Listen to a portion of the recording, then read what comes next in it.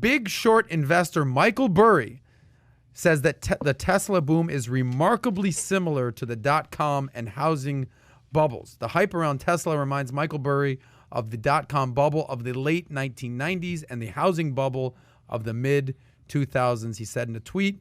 The Scion Asset Management boss, who has been a vocal critic of Tesla for several months, revealed in December that he was short on Elon Musk's company Tesla. Tesla's stock price has rocketed more than 800% since the start of 2020, lifting its market cap to north of $780 billion. Of the idea that Tesla's lofty stock price is self-fulfilling because the business can issue shares to fund its growth, Burry said, saw this same thesis many times while partying in 1999. That's what Burry said. Can you pull up a picture of Michael Burry and then also of Christian Bale, the character he played in The Big Short? Thank you, Mario.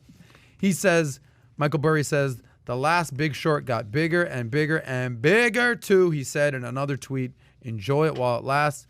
He says, finally, what do Tesla, Bitcoin, and option gamma traders have in common? It rhymes with rubble.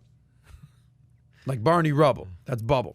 So here's a picture of Michael Burry and the character he played in The Big Short. The sandal-wearing, flip-flop, guy, Christian Bale, great actor, by the way. But basically, Michael Burry, who does not give interviews, he's not really out there on the scene. Over the last few months, he's like all over the news these days, going against Elon, going against apparently Bitcoin. But he's betting against Musk. Would you bet against Musk at this point? I wonder if he was playing the drums when he did that. Wasn't he doing that in the movie all the time? Yeah, like that frantic energy with this guy. By the way, you know how much he made? Not from the movie or from the, but actually from The Big Short, from shorting the housing market. How many billion? No, he personally made $100 million. His investors made $700 million. So I thought it would be more than that too. Yeah. I thought he was walking away with billions in that thing when you watched it in the movie. I don't know. He let's just say this. For me, everything in life is scoreboard. Have you done something before? Do you have credibility? This guy had some serious credibility for what he saw that no one else wanted to see. And clearly, I think smart people, they were making so much money during that housing bubble, they wanted to ignore it, maybe in the back of their mind. There were so many great movies about the market crash and just the financial crisis of 2008. Man, they're unbelievable. And that was one of them. So I think you have to pay attention to this. I don't think you just throw it aside like this guy's a quack. I don't think you have to take it and say this is going to happen in a few weeks. It'll be interesting to monitor because that is an abnormal spike in a stock price, number one. Number two, their sales probably don't justify that type of thing. There's going to be a lot more competition to Tesla. So I think it's interesting. For a guy that stays under the radar screen as much as Burry does, he doesn't like attention like this, even though they made a movie about his life and everything, but you don't hear about him every day. For him to come out this aggressively makes you just wonder, is he obsessed with this like he was the housing crash, and maybe he does have some information, but then you're battling two extremely smart guys. Elon Musk might already be one step ahead of him. And I think maybe that's the way I might be leaning, that Elon Musk is no fly-by-night guy that just happened to get lucky. He's proven himself. So I think I would be leaning towards, if it does take a little dip, it's not going to be anything. Burry versus Musk on Tesla going long or short. Who you got? I just say Big Short of the housing bubble versus Tesla stock price. It's not going to be the same thing. It's going to dip, no question about it. He's probably got something to this. But I don't see this thing completely going under like the mortgages. Do you have a different opinion on this guy? I think it all depends on how long is the time frame we're looking at. How far out are we looking? Because I think, obviously, if you look at the stock, it's gone like a hockey stick. It's gone straight up in 2020. Even Elon Musk tweeted at one point, I think the stock price is too high in my opinion. Yeah. So and Burry said something about it's going to get crushed like a souffle. Yes. I think that was like the first quote that he came out with a couple months ago. So I definitely a sledgehammer on a souffle. No, is that what Burry said? Is that what that's what Elon said? Oh, that's what Elon said, and then Burry came out something about a sledgehammer. So that's right. So I think that obviously but justifying, if you look at the earnings, if you look at the cars they're producing and the value of the company, it just doesn't match up. So a lot of it I think is hype stock in a sense of they're just projecting out future earnings, which to one extent, obviously Tesla's been groundbreaking, but I don't see it being that crazy. Especially considering go ahead. No, especially considering a lot of what they did in the early on is a lot of the patents for the cars are open. meaning Volkswagen or anyone can go in and borrow the patents and implement the technology in their cars as well. Because Elon Musk's main vision when he started Tesla wasn't to create the biggest car company in the world. It was to start the transition from fossil fuel to battery. And I think we can all agree, seeing by 2030 Range Rovers done with gas vehicles, Jaguar, same with Ford. Yeah. So I think we can all agree that he's won. He can stop right now. Mission accomplished on that. Exactly. There's no going back. We're not suddenly 5 years from now going to be like, screw electrical vehicles. We tried that. It was a fad. Things we're going back. have changed.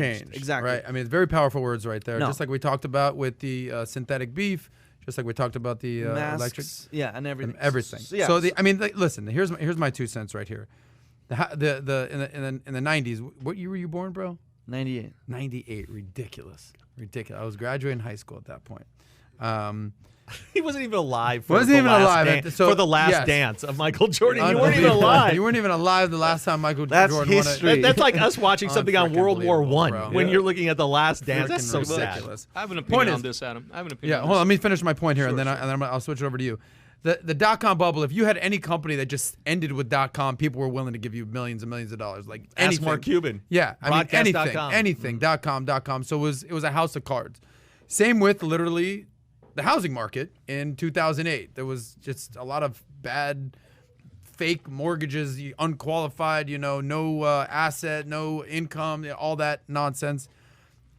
So he's comparing Tesla, the price of Tesla, to two basically house of cards. I think it's fair to just say maybe Tesla, its price is a little overvalued, but the company is not a house of cards. So I think it's an unfair analogy right there. So I understand the comparisons. He's, for someone who doesn't want his name in the news, he's putting himself out there. He's drawing that analogy right there. So will Tesla go down? Kind of like what you said, what's the time horizon there? Yeah, it might go down.